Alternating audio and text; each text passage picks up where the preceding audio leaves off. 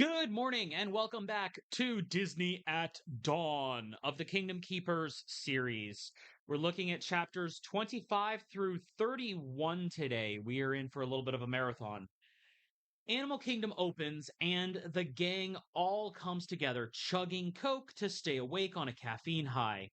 Everybody gets caught up on the situation when suddenly the park music is completely wrong.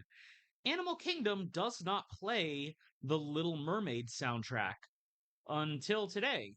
With Under the Sea on a loop, Amanda recognizes it as Jez's playlist. So Finn and Philby were earlier interrupted by maintenance staff talking about sound system issues. Looks like Scooby and friends are splitting up again to investigate sea themed localities. Animals watching the Dream Diary, animals matching the Dream Diary, and tracking cameras for enemy movement. But they need to split between both animal and magic kingdoms now. So Willa is charged with a trip to Ariel's grotto for the meet and greet. We are told that the Magic Kingdom staff now know the basics of what the Disney Destined actually did. So that's cool. But hold up. If it's internally known, what the fuck do they need the secrecy for? The Kingdom Keeper kids should not be running in fear of park security. They should have open staff support. But I digress. Ariel's prop treasure chest is empty, but Willa is told that Captain Hook had just been through. And apparently, Disney After Dark has also been published in universe as fiction? And meanwhile, Finn is at Hollywood Studios, tailed by a crow and three of the Fantasia broomsticks, until he slips into uh, the great movie ride inside the giant sorcerer's hat. They don't follow him inside. Again, these chapters are going in short, rapid fire bursts while hopping between kids. I get that it's supposed to illustrate that all of this is happening at the same time, but it does make it a little hard to appreciate the individual sequences of events.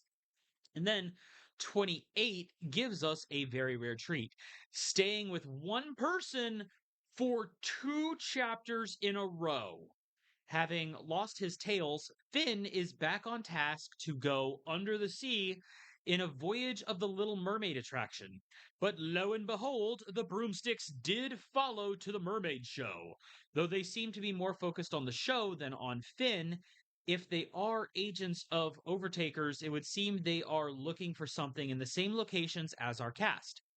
A poorly timed phone call ringing has Finn bolting to reach out on their Nintendo DS network, and everyone checks in except for Willa.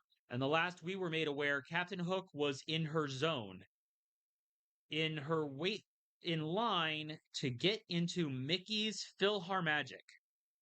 She gets some important looking notes and dozes off.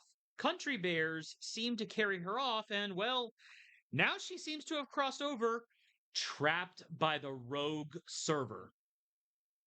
Philby, the tech whiz on a mission, uses a kiosk at Camp Mini Mickey to connect to the defunct Virtual Magic Kingdom using the special access they get from Wayne, who meets them in the MMO space to guide him through online maintenance programs.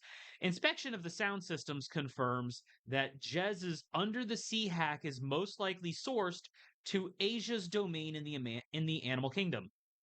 Wayne then leads him to camera control, where a little hacking gives Amanda total control over the park's displays. Unfortunately, Philby is far too wrapped up in the wonder of the virtual maintenance space to notice a full grown ass tiger behind him. And in a really weird decision, Chapter 31 takes all of 2 pages to describe the tiger attack. No time or scene shift between chapters, just sea tiger get jumped.